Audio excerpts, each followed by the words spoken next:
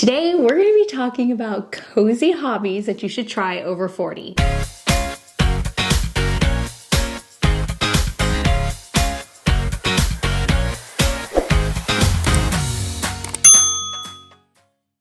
You can try these any age. I just felt like after a conversation that I had with someone very near and dear to me who is in their 50s, they were struggling with things to do other than watch TV or scroll on social media. As we all know, that's such a waste of time.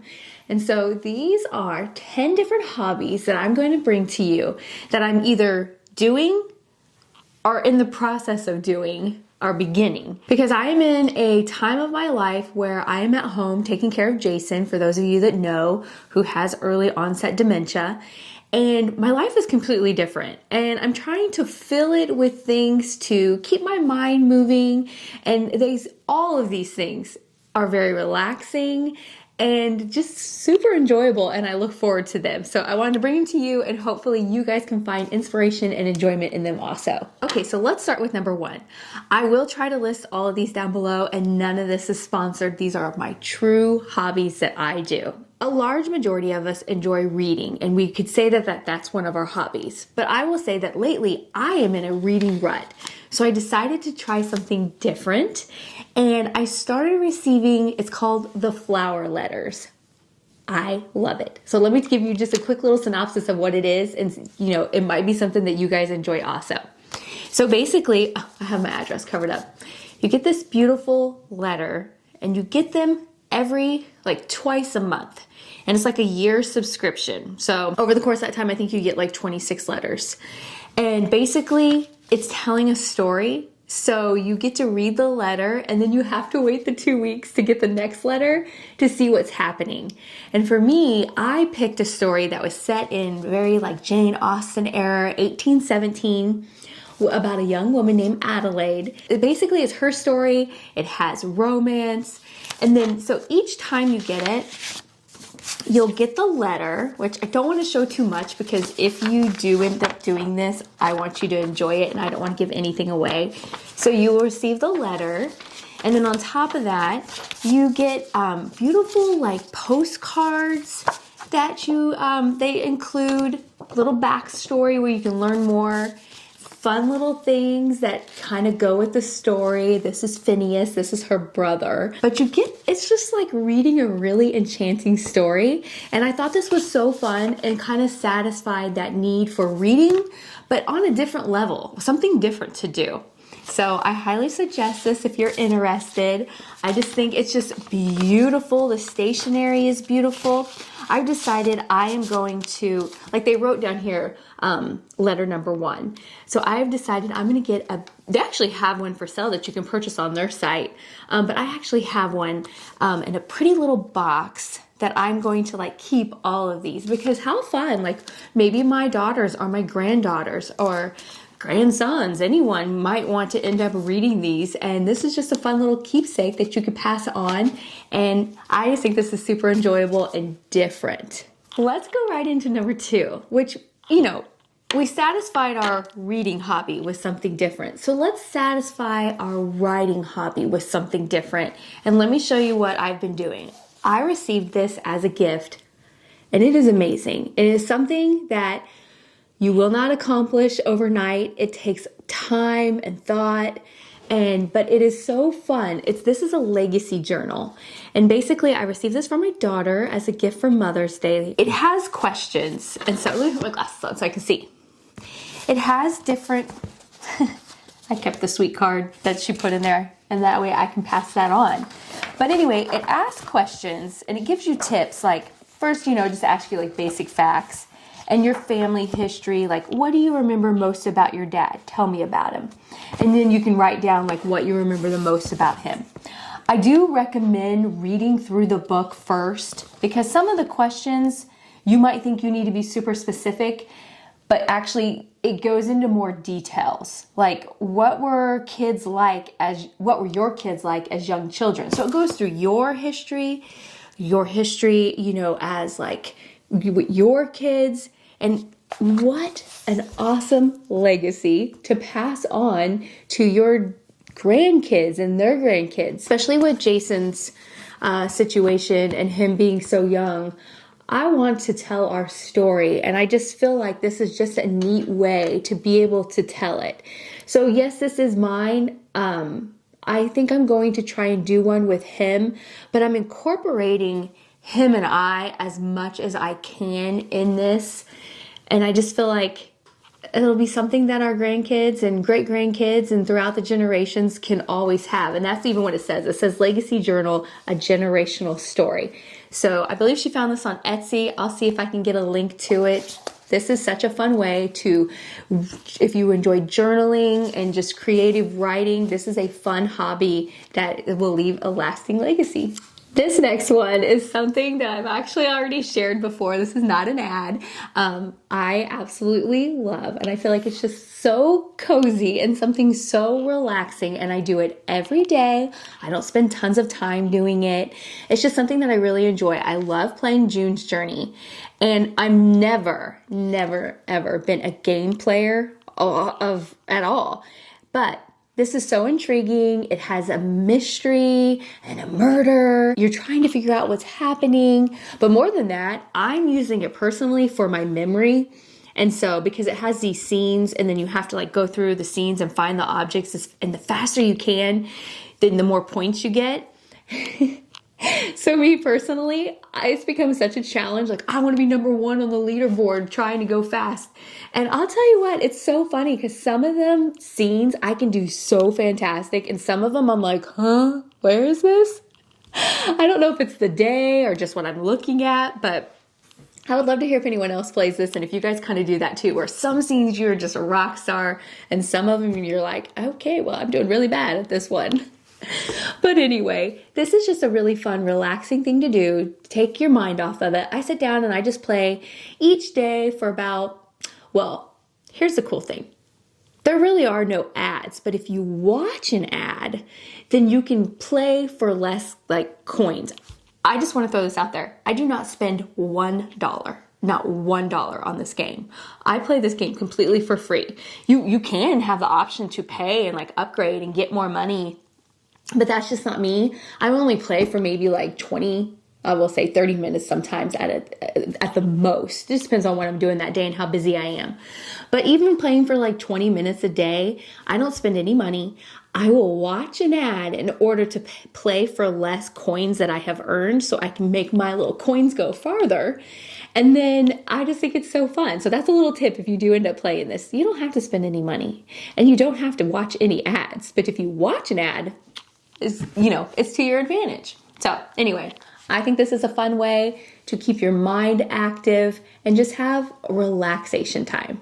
Number 4 is one of my absolute favorite things to do. So when I don't want to sit around and watch a bunch of TV, well, first of all, let me say that when I do watch TV, I have a habit of watching especially over on YouTube, I watch like the murder mysteries, the 48 hours, different things like that. And I just find it so intriguing trying to figure out, did this person murder them? I don't know. I've always loved that kind of stuff. And so I have found that doing the murder mysteries are so fun. And I hang on to them because you can do them again or you can pass them on to people. I've gotten them several different places. Like some I ordered myself, I got off of like Amazon. Some we received as gifts. But the cool thing about these murder mysteries is you can play them alone. A lot of people think that you have to play them with an entire group, and you can. There is a huge advantage to playing with an entire group.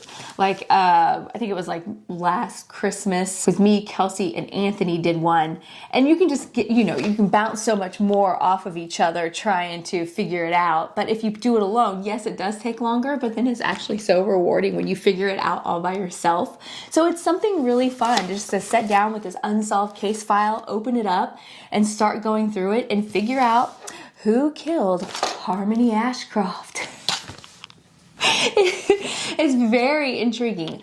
And as I'm aging, I am trying to do things that I use my brain. I don't want to just watch it on TV. I want to try and solve it. I want to work my brain and use it and be functional as much as possible. And it's something I definitely recommend for you guys. And so check these out. I'll try and list some of the different ones that I have. I actually have more than just these two, but I already felt like I had a lot of stuff up here. But something super fun and different. And if you like a challenge, this is it. Number 5 is brand new for me. I've just started this and I'm gonna explain why, and maybe you guys can relate to this. I don't know. So every day I always do some kind of daily devotional, or I have like a Bible reading that I'm always doing. And I wanted to do something different. I love the one that I've been doing, but I just feel like, I don't know, I just get stagnant. And I know that sounds terrible. I'm never saying that I should be stagnant in God's word, but I am human. And so I found a devotional coloring book for adults, and it's actually very interesting. You guys are gonna laugh because it says, set your mind on things above. So I just began this literally just a couple days ago. Wow, let me tell you. So it has a part that you can read through for the devotional. Okay, so the first day is about reflections and like, only in returning to me and resting in me will you be saved, in quietness and confidence in your strength. Isaiah 30:15. So that's what we're gonna talk about. And okay, then it has a beautiful picture to color. Holy manoli. Whoa. First of all, this is a lot of detail. So something that I am struggling with is my handwriting as I'm getting older. My hands cramping. I don't know if it's just not what I use anymore, because think about it. I'm writing in my legacy journal and that's about it. The majority of the time we are typing, we are texting, we are not using these fingers. I'm not in my personal life. And so the very first little one that I colored was awful. And I was like, wow. I know it's awful. But then as I started going, I'm like, oh, okay, it's coming back. And so I'm like, I think this is so good for me and good for my hands, good for my brain. I bought this beautiful color pencil set over on Amazon to go with it. It was super inexpensive. They're 50 rich, vibrant colors. And this is just a really neat way. I'm gonna let you know right now, there's no way that I could do the devotional and color this whole thing in one day. I just don't have that in me. So I'm going to go through and do the devotional, and then I'm going to take time to color what I want, and when I feel like it, because I just don't think that I have it in me to color this whole thing in one day. I don't have that kind of time. I'm too much of a perfectionist, and I would just be sitting there going so slow. But I do think that this is a neat way to do a daily devotional, and just something kind of different and out of the ordinary, and just some color, just some cheery color to brighten our day also. I will list this down below. So this next one might not seem like a hobby for number 6, but it is, because it is something that I'm doing for myself that I look forward to. Just like the flower letters, I anticipate those coming in the mail. I anticipate magazines. And I know magazines seem old school and like, oh, we don't need those, that kind of thing. But there is one magazine that I look forward to every time that I get it, and that's Tea Time magazine. I am a huge lover of tea, and this is just something that is, this is so charming to me, and it's just so fun to read. I even have so this is my little thing, I keep them. I even have pages turned, stacked to where it's recipes I want to try and different things like that. And I've tried many of them. And the pictures are just so inspirational. I just love how you get them for the holidays, you get them for spring. And so magazines is an old school thing that I just don't feel like people utilize anymore and really take advantage of, just kind of a cozy vibe that you can get just sitting around. I love in the winter having my fireplace going, reading my Tea Time magazine. It's just something that brings me pure joy. Hobby number 7 is brand new for me. Brand new. Instagram got me with an ad and I'm like, yes, I want to do that. Okay. You guys know I love to craft. And so when I saw this, it was a combination of crafting and reading, and it gave off a cozy cottage vibe. And so it just reeled me in, and I'm like, I am trying this hobby. So I've been waiting for some time that I could just really focus on it, and I'm ready to get started. So if you don't follow me over on Instagram, do so you can keep up with my progress and see how I'm doing and see if I really enjoy this. I think I'm absolutely going to enjoy this. So this is basically, how do I describe this? It's an eternal bookstore, and it's an assembly. It's a DIY wooden book nook. So a DIY wooden book nook. And basically they have all different ones that you can pick from. And you build it. It even lights up. And you get to like put it all together. The one that I picked looks like something right out of Downton Abbey. I think that's why I picked it. And basically it's just a library, and it's got all the cool old furniture in it, which, yes, I will be building. Look at this. It's wooden, and so you're gonna build it and put it together, and then you can put it on your bookshelf. It even lights up. I just thought this was the neatest thing. I can't wait to get started. I will keep you posted on how I do and if I'm able to accomplish it. I'm crafty. I think I can do this. I think I can definitely do this. And it's got really good instructions. And on top of that, it also has videos that you can watch if you have any trouble, but I think I can do this. So I want to recommend this. Follow me over on Instagram. I'll keep you posted on how I'm doing. Okay, so number 8 might seem a little like I'm kind of, it's kind of being counterintuitive. Like, we're talking about how we don't want to be scrolling on social media and that kind of thing, but let's stop it for a moment and let's talk about Pinterest. Because I have found that if I am going to scroll, something that really feels useful and good for my mind is Pinterest. Pinterest gives me inspiration, and it helps me to dream and think about things that might not even be relevant to what I'm doing in life. For some reason, I have no plans of building a house. I'm perfectly content in my home. I have no plans to do that. I love to pin homes on Pinterest. And I know that sounds so silly, but it's just something I look forward to, and I'm like, oh, I love this one. Oh, I like this kitchen, and I like that. And so I have found that going on Pinterest and making different boards of things that I just love, like I have one called English Manor Style, which we all know my house is not decorated in the English Manor style, and it never will be, but I love it. And so I live vicariously through my Pinterest and enjoy it. And I think it's a really fun hobby, and it really does kind of like help your creativity and get your mind thinking and looking at things a little bit differently. Like a lot of times when I go to decorate something, I'll be like, oh, wait a minute, I saw it like this over at Pinterest. Let me try that here. And then I'm like, oh, I love that. And not just what my mind always thinks. I get to see what other people. And so I just highly recommend taking time to make a mood board. Do something like that on Pinterest. Like, I'm going to pretend I'm doing a living room, and I'm going to pick this carpet and this furniture and this lighting, and kind of just make a mood board from different photos that you find on Pinterest. And that can help you feel inspired, and maybe it might make you want to do renovations or do some updating. Pinterest is my number 8 and my guilty pleasure. Okay, number 9. Whew, the sun's like all of a sudden coming in the window. Number 9 is, I'm gonna admit, like my new favorite thing. It's called gem painting, or like diamond painting. And basically you order like the picture that you want. I'll put a picture right up over here of what this looks like, because since I'm only just begun. And I did end up ordering myself a little light up board, because in my old age, I'm having a harder and harder time seeing.